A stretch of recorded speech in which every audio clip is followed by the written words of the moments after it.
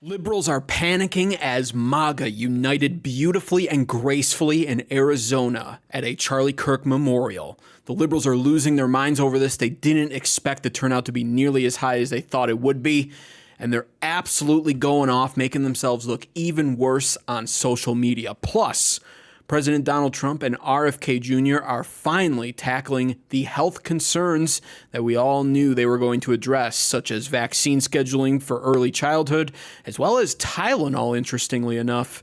Also, I'll show you some incredible footage on this video of a Philadelphia woman on TikTok who not only ruined her entire life by celebrating the death of Charlie Kirk, but also, in true liberal woman fashion, managed to ruin the entire life of her husband, who she claims is only her boyfriend. His business is now going south as well, and she keeps doubling and tripling down on her statements.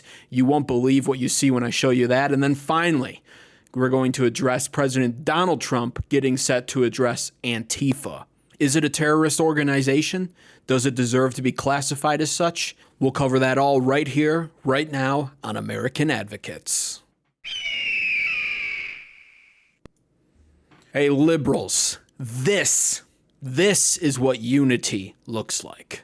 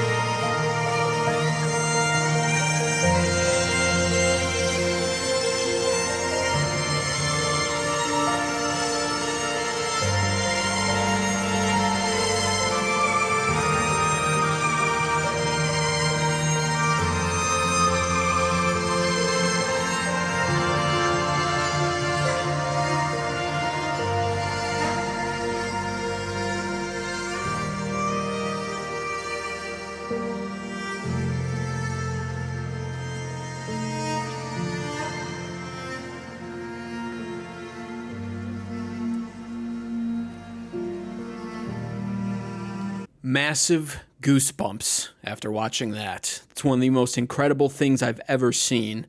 That, of course, happened in Arizona on Sunday. Everyone gathering to honor the memory of Charlie Kirk. The event literally drew in hundreds of thousands of people, not just from the state of Arizona, but from all across America, and in some instances, even drew in some Canadians and a guy from the United Kingdom that I saw. People from around the world were mourning the death of Charlie Kirk, who has now become a martyr for MAGA and for the conservative right, despite what the liberals would have you believe. They want to push out this narrative that he was some scumbag, racist bigot, when in actuality, Charlie Kirk first and foremost stood for his Lord and Savior Jesus Christ, and on top of that, stood for the ultimate freedoms that he believed everyone deserved to have right here in America. According to reports, 277,000 cell phones were geotagged at the Charlie Kirk event. For reference, the next biggest MAGA event was 97,000 people. They have clocked over 100 million streams, excluding broadcasts for the event. The arena workers said they received more press inquiry than for the Super Bowl. That's how ginormous this event was, and it has absolutely been beautiful to watch unfold. Unless, of course, you're a liberal. This is goofball alternative liberal media pundit Bryan Krasenstein, who made a TikTok about the event happening where you can see the terror in his eyes as he's reporting on the line outside the event at 5 a.m., which, mind you, was like 5 to 6 hours before this thing was even set to start. The lines were leading out the door, around the block, stretching down all the way down the road, and Bryan Krasenstein, amongst all of his other liberal cohorts, were none too pleased about this. Take a listen to how he describes this. This is what it currently looks like outside the state Farm Stadium in Arizona for the Charlie Kirk Memorial at 5 a.m. Behind me, you see the lines. This year alone, there have been 11 school massacres, and not a single one had a major memorial at a large sports stadium in America.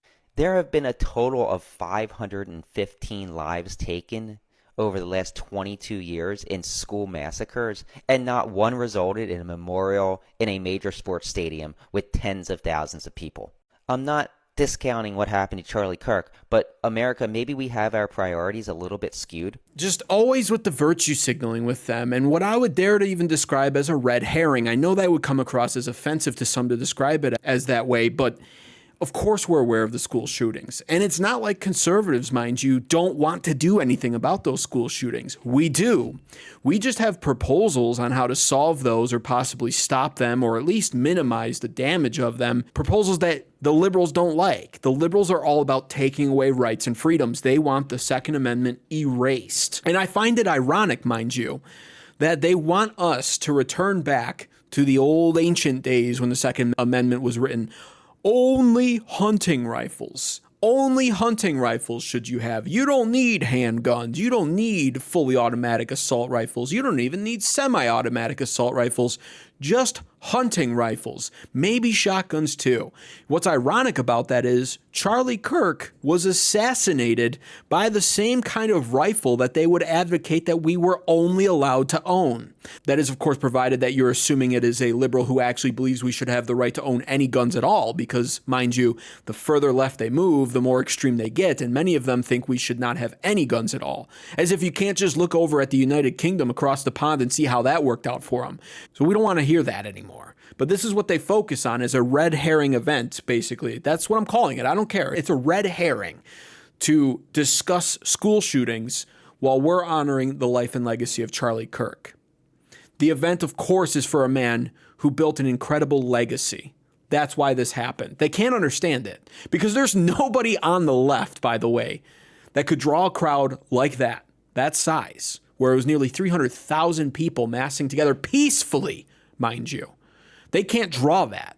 There's nobody on their side of the aisle that would pass away tomorrow that would draw that kind of a response where they would fill an entire arena in honor of. Nobody's doing this for Gavin Newsom. Nobody would do it for Alexandria Ocasio-Cortez. They would, of course, bus people in, I'm sure, to try to fill up the arena somewhat. But we didn't have to bus anybody in on our side. People wanted to fly to Arizona to see this. That's the difference. And they're mad about it. And that's why it's the red herring. Oh, there's school shootings. We don't hold memorials for school shootings. Most despicably, too, on mainstream media front, because Bryan Cranston is some alternative left-wing nut job. I don't know what his problem is. MSNBC. I probably don't even need to say any more than that, just telling you what the network is. Listen to how they reported on this. This is the dialogue and the narrative they decided to run with upon seeing nearly 300,000 people gather peacefully. I can't emphasize that enough. Gather peacefully in honor of Charlie Kirk. What you are seeing here is a movement called Christian nationalism that merges Christianity as it's been practiced in America for, centuries with a very specific interpretation of what the founding fathers wanted, what Aristotle wanted, going all the way back to the ancients. You saw Larry Arnn, who is the president of Hillsdale College and a proponent of this strain of interpretation of the Bible, merge Christianity and protecting the Western civilization values into one and the same thing. It's a very somewhat convoluted argument, but if you distill it into the right talking points, it really hits you in the patriotic heart area, as it were. Christian nationalism? Patriarchy? Sign me up. I mean, they really want to put this narrative out there right now at a time like this, and they think this is what's going to effectively scare people and keep them voting for their side. We're talking about how we're living through times right now as a result of former administrations like the Biden administration and absolutely like the Obama administration, where times are worse than ever from a societal front and even from an economic front. And we're not stupid enough anymore to be gaslit by their dumb narratives, their gaslighting tactics. It doesn't work. Independent media, social media has ruined all of their strategies, and we see through their thin veil now of lies and gaslighting bullshit. And then they want to talk about how Christian nationalism is a terrifying thing. That's the light they're trying to shine on this. Oh, wow. How horrible that the Charlie Kirk Memorial was giving off Christian nationalist vibes.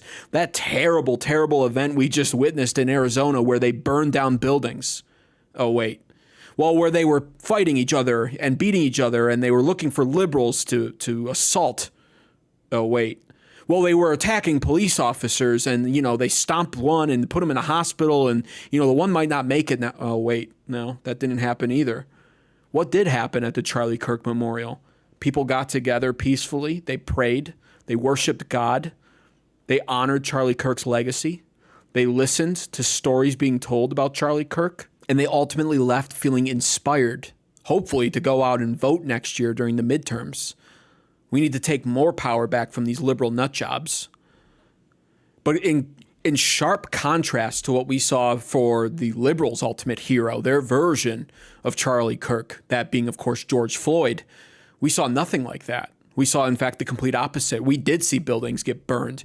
They were burning their own neighborhoods over this man, who, by the way, died of a drug overdose. That is confirmed medical fact according to the autopsy. This guy was no saint, yet they gave him a gold casket. He was no hero. He didn't lead anybody towards any positive direction or positive changes in their lives, yet they stormed the streets in his honor. They assaulted police officers. One police officer died during the George Floyd riots. They burned down their own homes. They looted their own local businesses. They destroyed their town. That's what happens when you have liberals, too many of them, culminate together in one place, which is why they could never pull off what we saw on Sunday during the Charlie Kirk Memorial. They could never do that. You put 300,000 liberals in an arena together, and that arena will be burnt to the ground. Security guards will be massacred. Police officers' lives will be at risk. Even amongst themselves, the liberal attendees' lives will be at risk from each other. Stampedes and riots. The cars parked outside the arena, they're at risk of being destroyed, lit on fire, torched, their tires being flattened, windshields being broken. The businesses all around that arena, they're at risk of being looted. That's what happens when liberals get together. But they want to talk about how Christian nationalism would be a terrible thing for our country to see. Give me a break. Despite their nonsense rhetoric, what we did see was just unity happening at a major scale all across the arena, all across the town, all across America and the world. And perhaps in one of the most touching moments that I didn't even realize took place because I was listening more than I was watching. Elon Musk, who I originally saw was at the event and was originally, I think, sitting high up in the rafters, wound up going down to sit next to President Donald Trump. We saw this schism fracture these two guys earlier this year. It was devastating.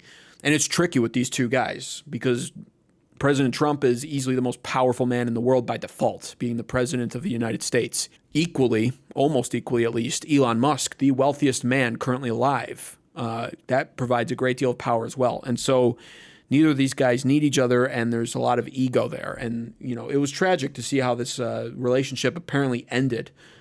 But to see this actually happen, Elon, of course, tweeting it out saying for Charlie.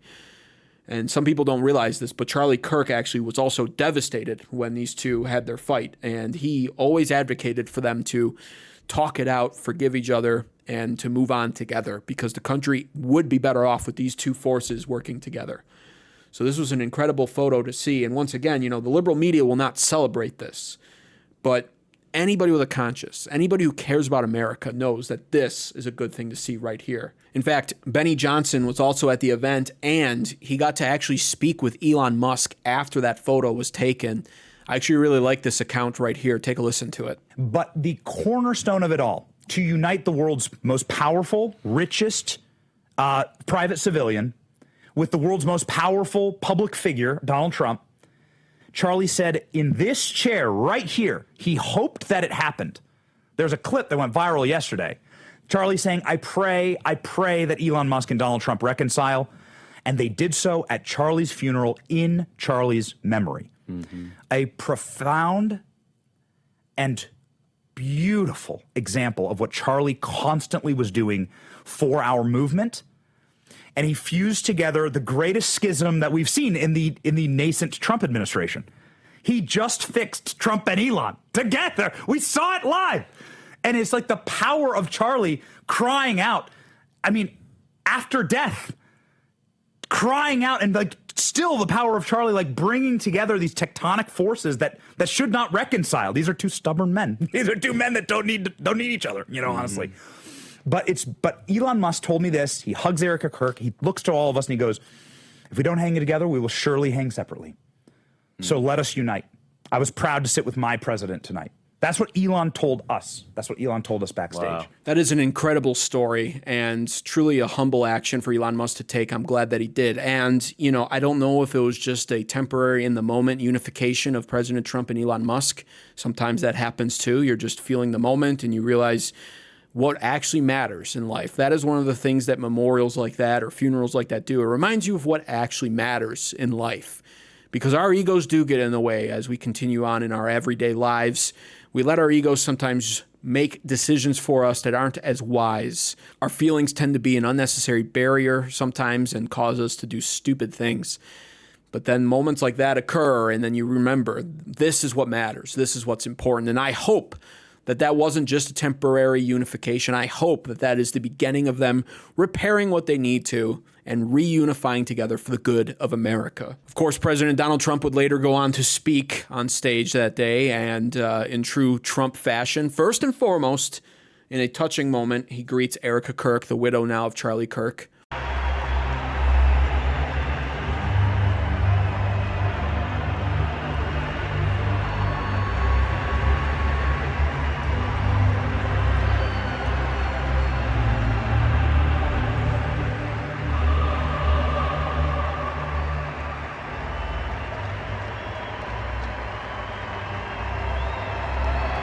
But then also in President Donald Trump true fashion, he would go on to deliver a speech that I thought was absolutely phenomenal. He didn't go on too much of a Trump weave either, which I was very grateful for. He started to go off on a tangent a little bit, and I remember thinking to myself, please, God, please, Trump, don't do this. Don't go off on the weaves talking about Elon launching rockets into space or about how you won all 7 swing states. We know, but, just try to have a little decorum for a funeral. And he started to go off on a weave, but he actually caught himself, which was great. And he redirected the focus back to Charlie Kirk where it belonged. He also, in my opinion, spoke on behalf of most Americans on the conservative side of the aisle when it came to liberals, the Democrat Party, who I consider the true enemy from within, as well as Tyler Robinson, the shooter, and just the memory of Charlie Kirk in general. It seemed like forgiveness and unity, actually, were the theme of the night there. But I was actually grateful for President Donald Trump to get up there and kind of bring his human perspective to this, because I did relate with it, I won't lie. This is what he had to say. He did not hate his opponents. He wanted the best for them. That's where I disagreed with Charlie. I hate my opponent. And I don't want the best for them. I'm sorry. I am sorry, Erika. But now Erika can talk to me and the whole group, and maybe they can convince me that that's not right, but I can't stand my opponent. Charlie's angry. Looking down, he's angry at me now. He wasn't interested in demonizing anyone. He was interested in persuading everyone to the ideas and principles he believed were good, right, and true. Before each appearance, he prayed these words: God, use me for your will. Always said the same thing. Use me for your will. Yeah, listen, I gotta say, as just a human being, I know forgiveness is a duty of ours, but I completely echo his thoughts and his opinions. I actually think it's appropriate in times like these to feel both of those things. I don't think there's actually anything wrong with recognizing evil for what it is and choosing to utterly despise it. So much so that you choose to do something to combat it. And of course, I do not mean that violently whatsoever, but living in America, living in a first world country, and as privileged as we are, we have been given the means legally. We have legal rights, legal means, and we have a lot of different ways through our rights and freedoms to combat evil. That is why our rights and freedoms exist. First and foremost, of course, freedom of speech being one of the most prevalent and absolutely important rights and freedoms we have, because we use that to keep evil at bay, to discuss ideas openly, and to have open discourse, to argue, to make points, and when necessary, to win back people who may have strayed too far. That is the power of our tongue, of our speech. That is why it is the First Amendment right. It is essentially the foundation of American society, and it was absolutely under assault that day when Tyler Robinson took Charlie Kirk's life. And so I think it's appropriate to say, yes, I hate evil. I don't think you're immoral for saying that. I actually think you're morally justified and biblically principled, actually, as a matter of fact, to say you despise evil. And when you witness evil the way that we did, not only at the hands of Tyler Robinson, the assassin of Charlie Kirk, but also the kind of evil that we saw all over social media that followed, there are now hundreds of thousands. We might be closing in on 200,000. I need to check again on Charlie Kirk's Murderers, a website that tracks people celebrating the death of Charlie Kirk. That is evil.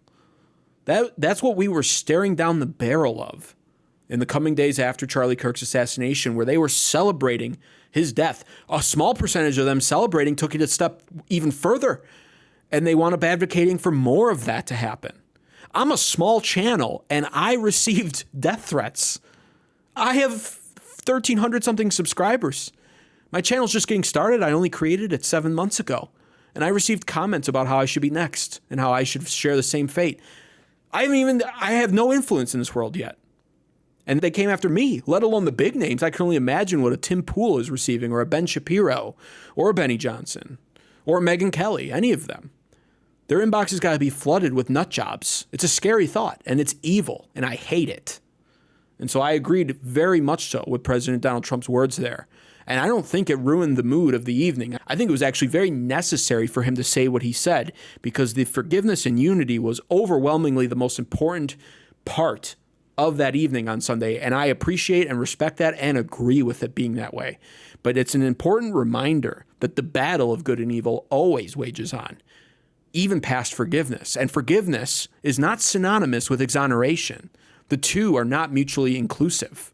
You can forgive without exonerating. Just to touch on this point, I've actually pulled this up. I thought this was actually an interesting side-by-side showing off the modern view that we have of Jesus, especially here in the West. Western Christianity has been bastardized by feminism and this soft approach. It's all about love. It's this hippie feminist religion nowadays, which is why for the longest time, men were disappearing from Western churches, because we don't want to go and be policed the way that you get policed at these churches, preached at from the pulpit about these borderline feminist, weirdly religious values that don't actually fit the Bible.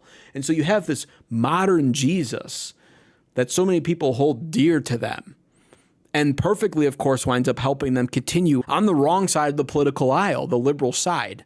I've made this statement before. You cannot be a Democrat and a Christian nowadays, unless you're a new convert and you are then walking the path of enlightenment, where presumably within the next couple months to a year or two, you're switching political affiliation, which I know so many people have done. But to say you've been a Democrat, say, for 20 years and also a Christian for 15 or 20 years, for instance, I don't believe that. I don't believe you. It's not possible. The Democrats don't represent Christian values.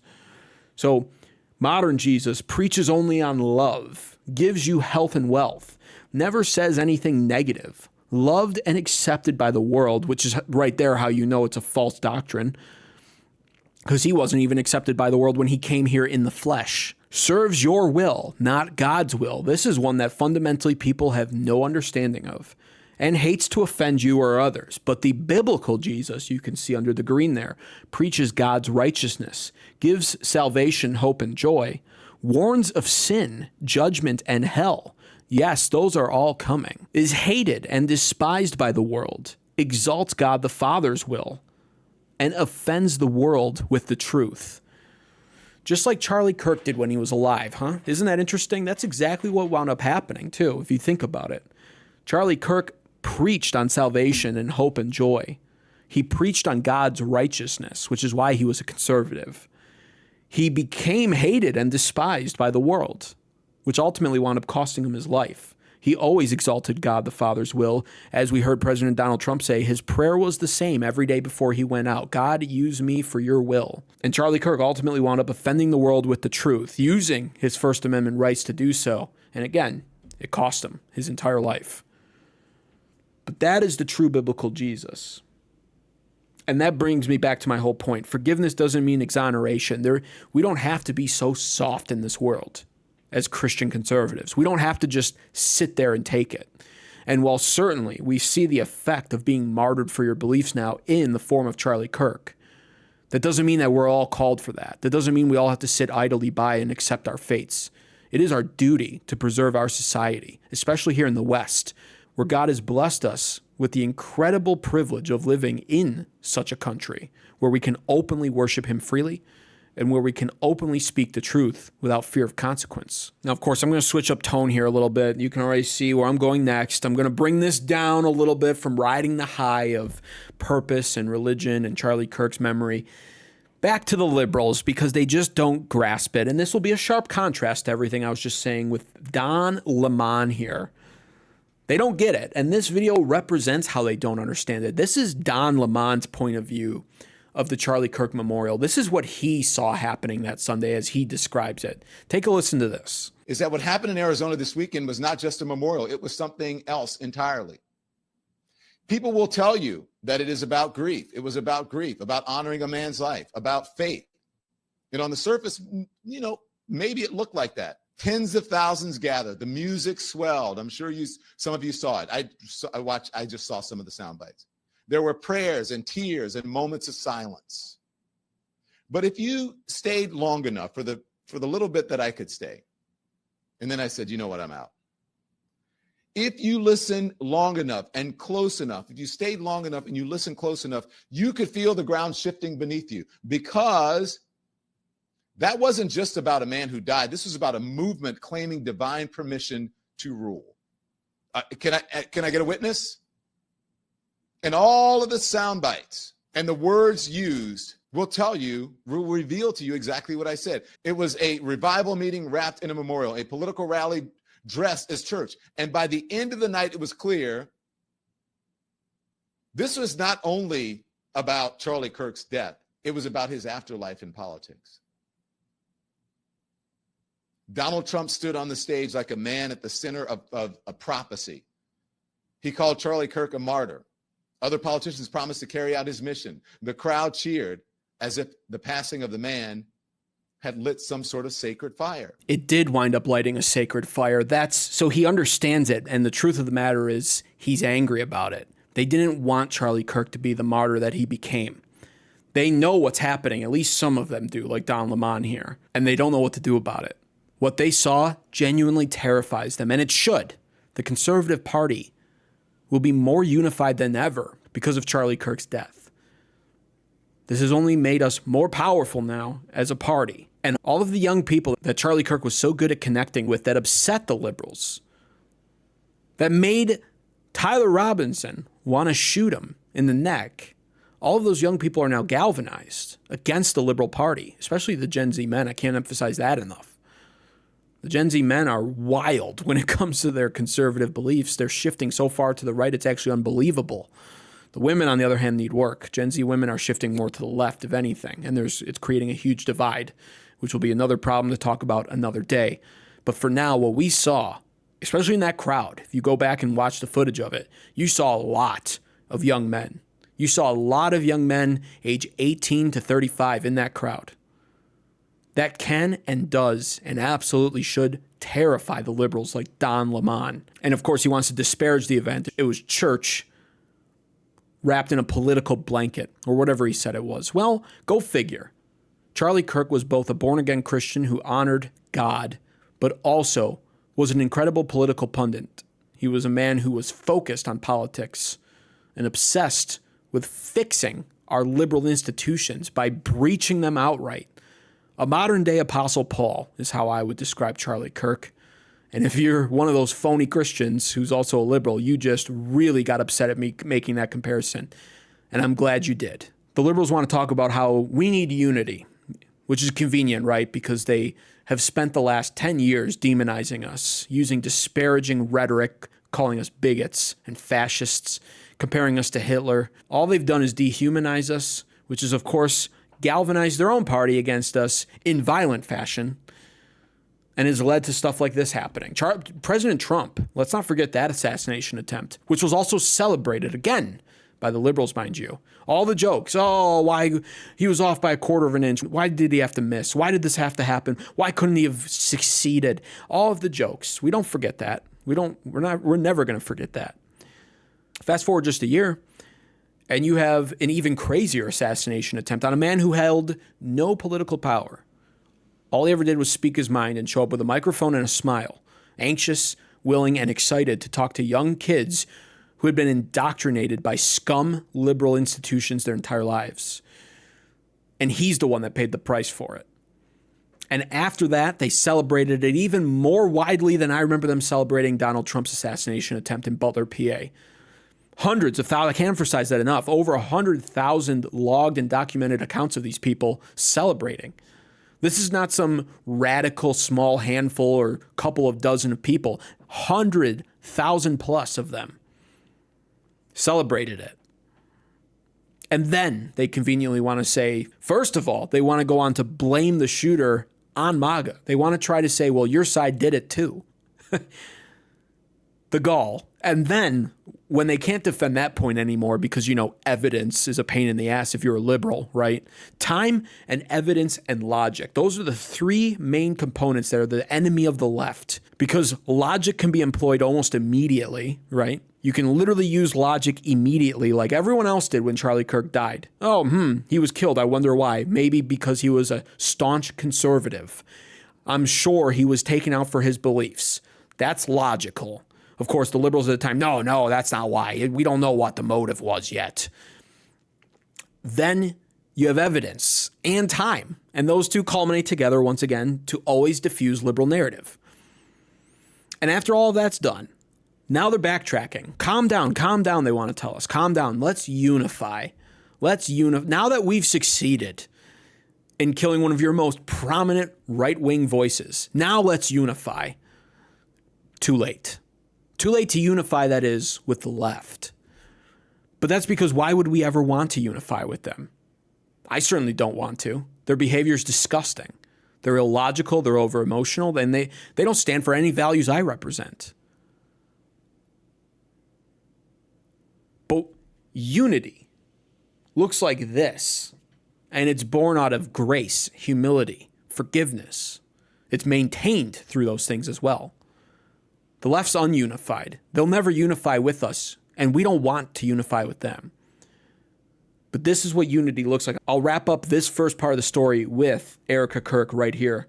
Probably the most powerful moment of the night. The liberals can't understand it. They mocked her for this, some of them. Nitpicking at her jewelry, her clothing, making jokes about how, it's easy to forgive, right? Because she's rich. And she's going to lead a company now that's going to keep her a millionaire, and she's going to receive donations. You're damn right she is. I'm going to wind up buying a Charlie Kirk shirt. It'll support Turning Point USA and ultimately support her and her family, who are now fatherless and husbandless. I'll leave you with Erika because she's nicer than I am and she's more graceful than I am. She doesn't have nearly as much hatred in her heart as I do. Father, forgive them, for they not know what they do. That man, that young man, I forgive him.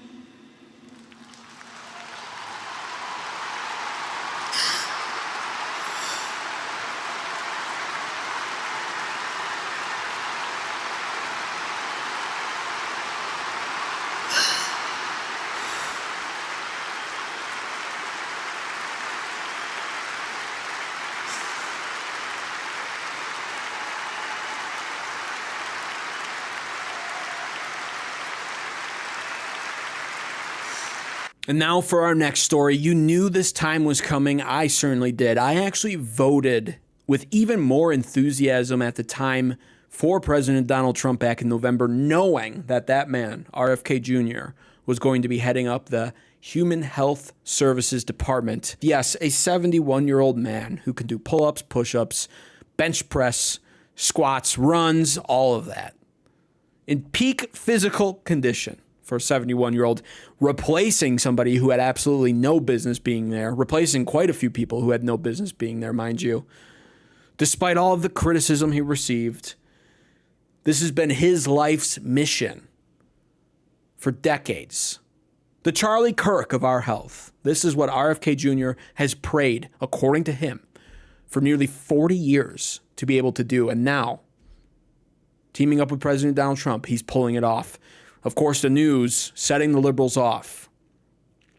Because why wouldn't they ever be set off? They're set off by everything Trump does. But they're finally ready to address the topic of vaccines. President Donald Trump had this to say. See the doctor 4 times or 5 times for a vaccine.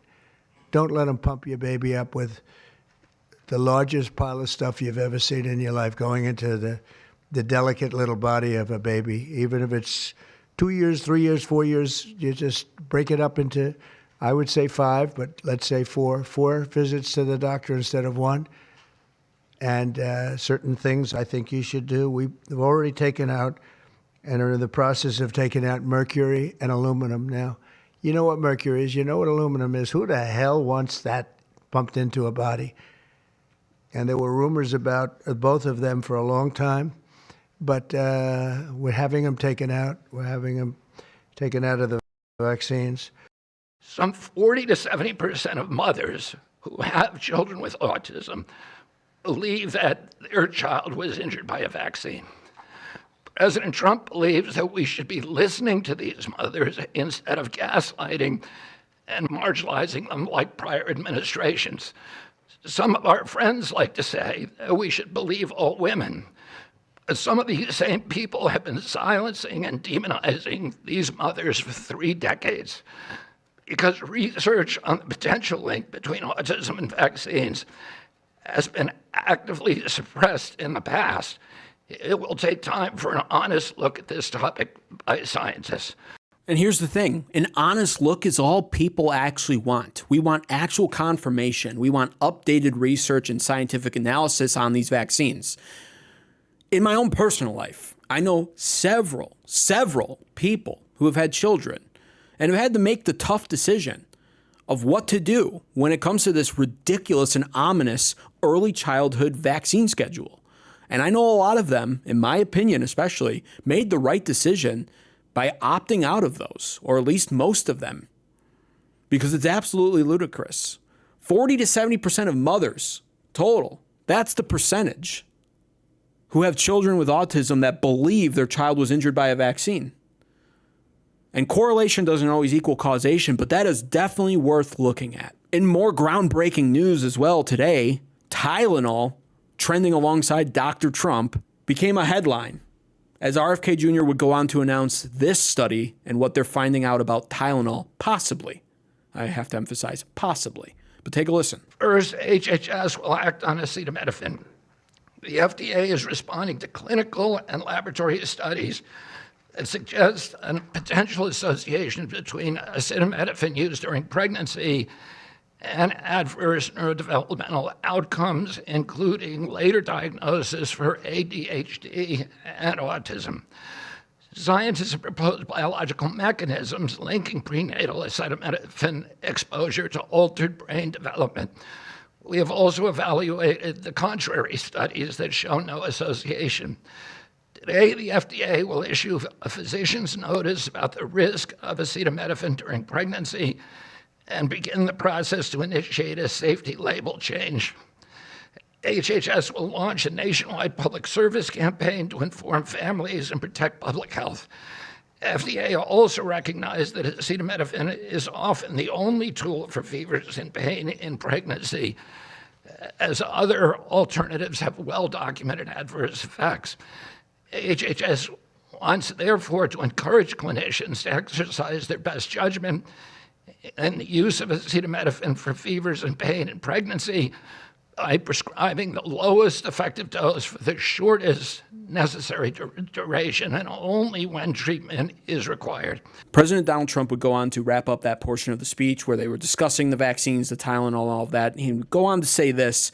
I actually really like what he had to say here. It's not like something that when you go from all of those, healthy babies to a point where I don't even know structurally if a country can afford it. And that's the least of the problems. To have families destroyed over this is just so terrible. I also, and we've already done this, we want no mercury in the vaccine. We want no aluminum in the vaccine. The MMR, I think, should be taken separately. This is based on what I feel, the mumps, measles, and all the three should be taken separately. And it seems to be that when you mix them, there could be a problem. So there's no downside in taking them separately. In fact, they think it's better, so let it be separate. The chicken pox is already separate because when that got mixed in, I guess they made it for a while, it really was bad. So they make chicken pox. Individually, they're okay. When you mix them, something maybe happens. So there's no downside in doing it. It's not like, if you do it, bad things. No, it's only good side. And it may not have that much of an impact, but it may have a big impact. So let those be taken separately. And then hepatitis B is sexually transmitted.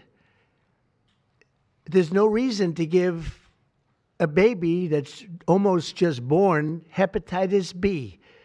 So I would say wait till the baby is 12 years old and formed and take hepatitis B.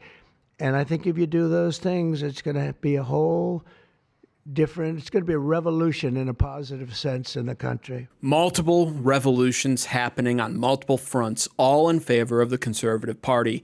You love to see it. You love to hear about it. Our health is abysmal here in America, and I can't emphasize that enough. That's why when RFK Jr. walked down that aisle last summer and endorsed President Donald Trump, I knew for a fact that I was voting for President Donald Trump, for MAGA, and for MAHA. And I couldn't have been happier with the decision that I made. Yes, I voted for this. Notice there's no anti-vax talk. He's not talking about not getting vaccinated for measles or mumps or chicken pox. None of that. It's all there. It's all being discussed. It's just let's separate them. I agree with that. Why would you mix that? I'm hearing stories about parents bringing their children into doctor's visits and getting like 4 to 5 vaccines at once. When I was a kid, that was never a thing. I remember being outraged as a kid and upset when I had to get 2 at once. 2. And I had a great pediatric doctor at the time who did not believe in lumping stuff like that. Thank God. He also, he's actually passed away. But even at the time, what he was doing was considered controversial because if I remember correctly, he even advised my mother against getting certain vaccines back then. And this was long before the 2000s hit, where this vaccine schedule was really ramped up. And speaking of the vaccine schedule, this is what we're dealing with in illustrated form. Let this paint the picture of what is going on here. From 1986 to 2024, not even 40 years difference. Look at what they're doing to children. Does that seem healthy to you? And the liberals' response to this is literally, well, we don't question the science. It's their God. Science is their God, so they don't question it. They treat it like a deity. You show them stuff like this and it doesn't faze them. Well, science says it's good, so it must be good. Science only says it's good because that's all we've ever bothered to uncover using science. And they're outraged that RFK Jr. is shattering the narratives and looking for more evidence and reanalyzing and restudying this stuff. That's his job. That's anybody's job. If you claim to be a scientist or you work with science, you work with medicine, there's always something better. There's always something more to learn. It's not some rock solid ingrained truth. We didn't figure all of this out from 1986 to 2024, and we stop at 2024 and go, that's it. This is the magic formula. All of these extra injections on this 2-month-old, this 4-month-old, this 8-month-old. I also think this graph, which draws a correlation to the ramped up vaccine schedule in early childhood with autism is pretty eye-opening. Again, anybody who knows anything about science will adamantly defend the fact that correlation does not equal causation. That's fair. That's true. But here's the graph. Look at it. Formulate an opinion for yourself. It starts with the lowest possible cases of autism in the bottom left in the year 1920, and then progresses its way up. And you can see vaccines were increasing from 1920 to about 1970, where they finally declare it's 1 in 10,000 children are born with autism, right? But then you see after 1970, the vaccine schedule continues to ramp up all the way through 1995, where it is now announced that 1 in 1,000 children were being born with autism in 1995. And then it just spikes up from there, especially starting in around 2000, 2005. 1 in 150 children born with autism. 1 in 125 children born in autism in 2005. 1 in 68, it looks like, in 2010. And it just spikes up on a 5-year interval starting in 2010. We go to 2015, and it looks like it's 1 in 54. We go to 2020, and it's 1 in 36. And now at 2025, and we're just peaking now at 1 in 35. So it's out of control. And they're not wrong to look at this correlation graph and say, we should re-examine this. I voted for them to do that. But I do know it's a controversial topic, so let me know what your thoughts and opinions are in the comments below. Is it the right take for RFK Jr. to be re-examining the vaccine schedule for early childhood, or is he putting public health in danger by doing this? Let me know what you think in the comments down below. Now on to a much more fun story that I've been dying to cover and piece together for you. You might remember this lady if you saw my 20-minute compilation of liberals celebrating Charlie Kirk's death. She was one of them, this Philadelphia lady. Actually, she's not a Philadelphia lady, if I remember correctly. She's actually from California, which won't come as a surprise to anyone. I'm not going to say her name. You can find it out pretty easily if you really want to, but I won't do that here. Just know she's made a mess of her entire life after posting this on TikTok when Charlie Kirk was tragically shot. Gather around, bitches. Let's all join hands and bow our heads in thoughts and prayers for Charlie Kirk. Thoughts and prayers for Charlie Kirk. Thoughts and prayers. Thoughts and prayers. Now, in my day-to-day personal life, I try to say it pretty much every day to at least someone because I like to gauge their reaction when I do, and I like to spread this as a truth because it is. Liberal white women are one of the ultimate biggest diseases to American society currently. And this is a great example of that. And unfortunately for her husband, I should say, who she claims is only her boyfriend, and she might be telling the truth on that, she might not be. But unfortunately for that poor sap who has to put up with this nonsense on a day-to-day basis, she completely ruined not only her life by posting this, but his life as well. This is her the next day or two after celebrating Charlie Kirk's death, where she kind of tries to walk it back in a way where she doesn't want to be attacked anymore on social media for doing that, for celebrating his death. But then, weirdly enough, as time goes on, she goes off on this emotional tangent rant and winds up doubling down on how she handled the news of Charlie Kirk's death. There was another school shooting today in Denver, and 3 students were injured. And obviously the news is only going to be talking about the fact that Charlie Kirk was also in a school shooting today. He was shot while speaking at a school. And I know a lot of people are mad at me because I posted a thoughts and prayers video for him, which I just want to clarify something.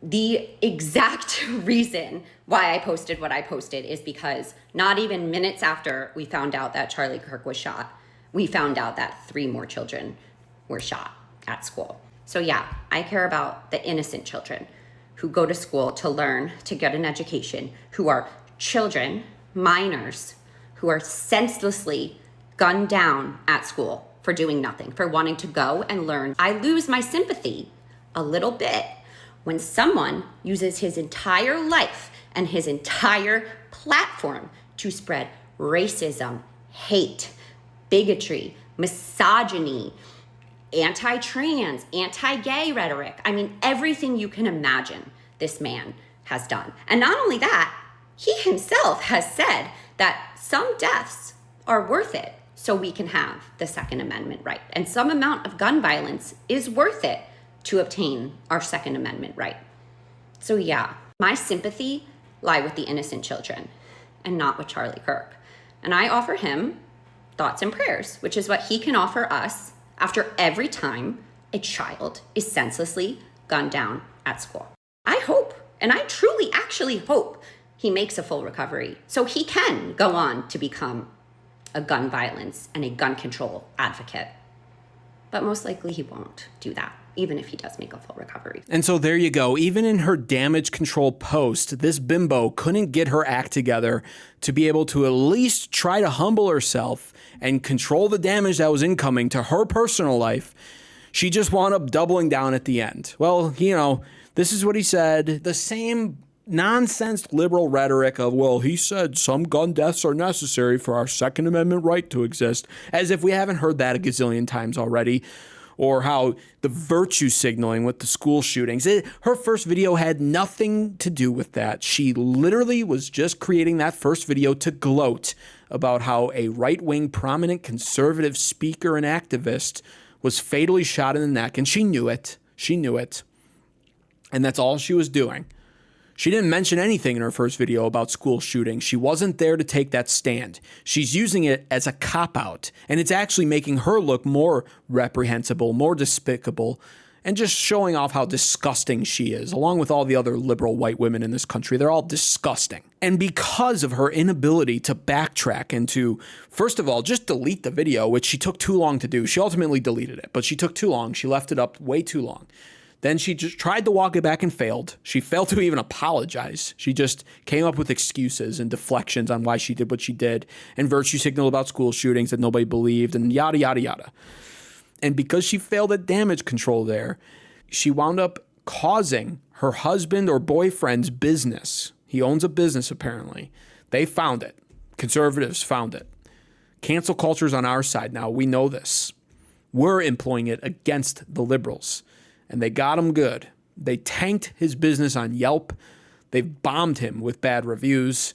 They've ruined his life, and as a result, her life too.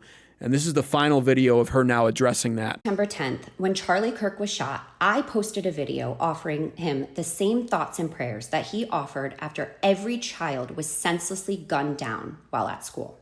Within an hour, and before any condition was known on Charlie, I posted a follow-up video expressing why I felt the way I did, and even ended with, I hope Charlie Kirk makes a full recovery and goes on to become a gun violence advocate. Now I know what you're thinking here. This is the part where she finally apologizes and walks back all of her statements and says she was wrong and announces to the world that she is a ginormous white liberal piece of shit woman who celebrated the death of an innocent man, and she sees the error in her ways. She then goes on to say Charlie Kirk only was using his freedom of speech, encouraging open discourse and debate, and that he didn't deserve his fate. Certainly, this woman, after having her own private life ruined, won't be here to triple down on her statements. Will she? Since if you have watched any of the videos on my page, you would know I stand firmly on not being violent and that violence is not the way we are going to fix things in this country. Well, since I posted those 2 videos, my life has been completely turned upside down and I have been thrown into what I can only explain as literal hell. First, my address was leaked, and then all of my family's personal information followed. My boyfriend's company, again, I said he's my boyfriend, he is not my husband, that has absolutely nothing to do with TikTok, with my TikTok account, or social media, or politics in general, has been defamed and slandered. Calls and negative reviews started pouring in by the thousands. Someone showed up to his company, entered his private office, and verbally assaulted him. My child, and my family's lives have been threatened thousands of times. I have received text messages and emails saying I should be raped and murdered and that people are coming to my house, say my address, and then say they are coming to spray it with bullets. MAGA protesters have shown up to my house, driven through my private neighborhood, sent me hate mail, left notes on my boyfriend's office, and my own neighbor has offered to share my whereabouts with the internet. Yes, you heard that correctly. My neighbor has offered to share my whereabouts with the internet. We have been traumatized and stripped of our privacy, all because I said Charlie Kirk, who did not believe in empathy himself, did not have mine. I think the most ironic thing is that my life and my family's lives have been torn apart over my words on the internet by the very people who support Charlie Kirk and are always yelling the loudest about their First Amendment right and freedoms of speech. And while I realize and believe strongly that words have consequences, there is nothing that I did or said that even deserved a percentage of what happened to me and my family. And I know I am not the only one whose life has been destroyed over this. Hundreds, if not thousands, of other content creators on this very app have been fired from their jobs and doxxed. And so there it is. It's, believe it or not, the triple down. She's not here to apologize for her disgusting comments. She's here to triple down and say Charlie Kirk still doesn't have her empathy. Charlie Kirk deserved what he got. And then, ironically and hypocritically, she's here to ask for your empathy, to gather your sympathy for her, ruining her own life and her boyfriend's life. And then on top of it, has the gall to say that while words have consequences, she has to say that because she believes that when it comes to Charlie Kirk. She believes that words have such strict consequences that you can say the wrong thing and you deserve to be murdered for it. But then simultaneously, in the next sentence, says that her words don't deserve the consequences that she's now getting.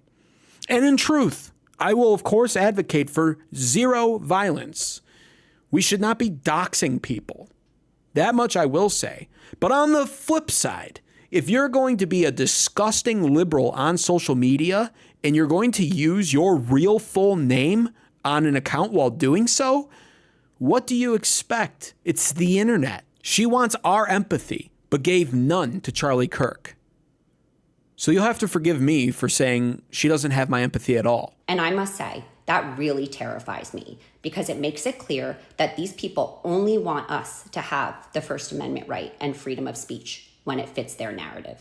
That is not the country I was born in, and that is certainly not the country I want to raise my child in.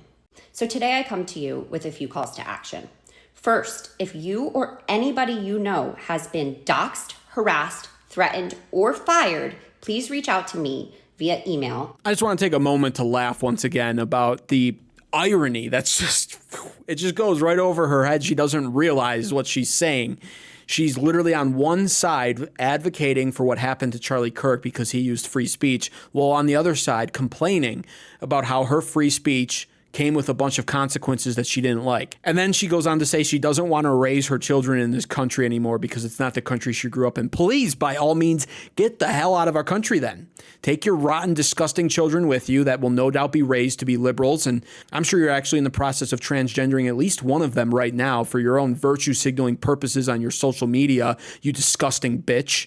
But then on top of it, please leave the country and do not have any more kids. It's actually disgusting to me that you have children to begin with. Secondly, please consider attending your local No Kings Part 2 protest on October 18th.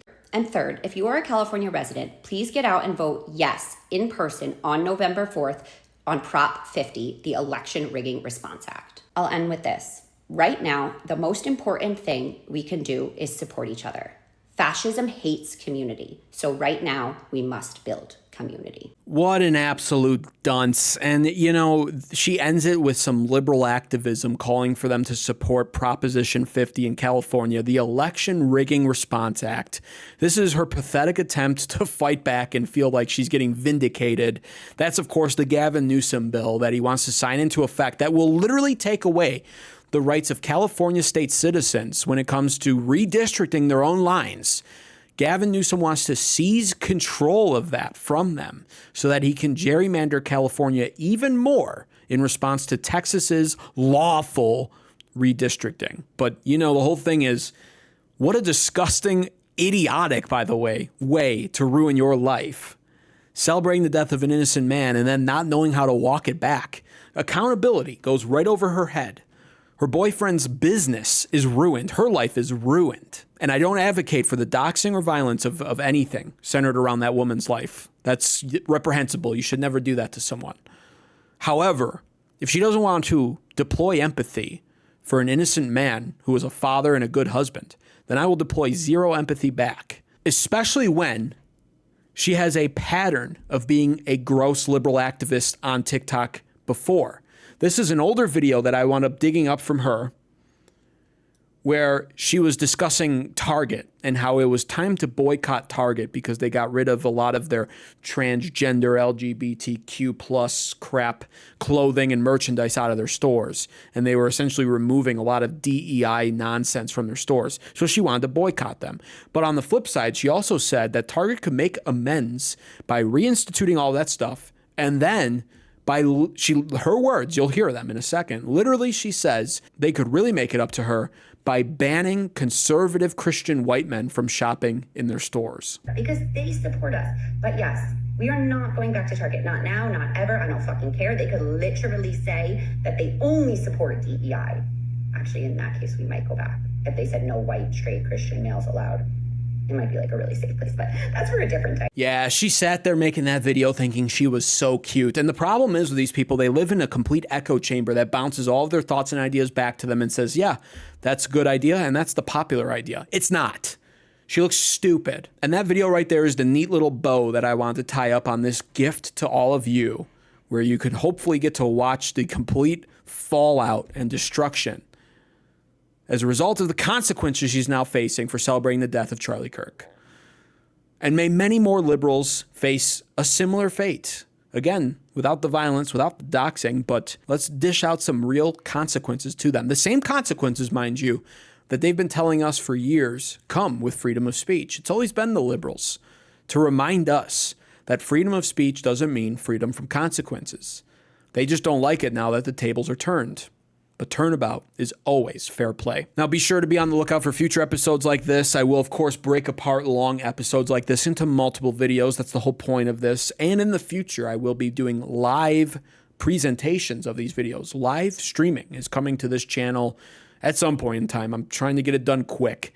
But be on the lookout. Tomorrow, we'll no doubt be discussing Trump moving against Antifa, finally. You know, the organization that the liberals insist is not an organization.